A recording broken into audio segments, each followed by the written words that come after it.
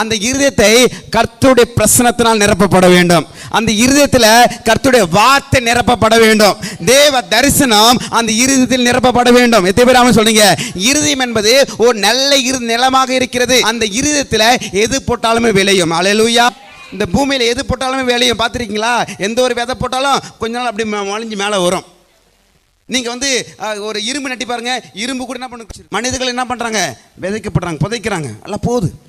அப்போ கரெக்டாக கொண்டீங்க. இந்த பூமியில் எது போட்டாலும் விளையிற மாதிரி நம்ம இருதயத்தில் எது போட்டாலும் விளையும். கர்த்தருடைய வார்த்தை போட்டாலும் விளையும். இப்போ உலகத்தின் பாவத்தை போட்டாலும் விளையும். எத்தனை பேர் ஆமென் சொல்கிறீங்க? இந்த இருதயமானது ஆண்டவருடைய வார்த்தையினால் நிரப்பப்பட வேண்டும். அவருடைய பிரசன்னத்தினால் நிரப்பப்பட வேண்டும். அவருடைய மகிமையினால் நிரப்பப்பட வேண்டும். தேவ தரிசனால் நிரப்பப்பட வேண்டும். உலகத்தின் பாவத்தினால் நிரப்பப்படக்கூடாது. உலகத்தின் காரியத்தால் நிரப்பப்படக்கூடாது. என்னுடைய சித்தத்தால் நிரப்பப்படக்கூடாது.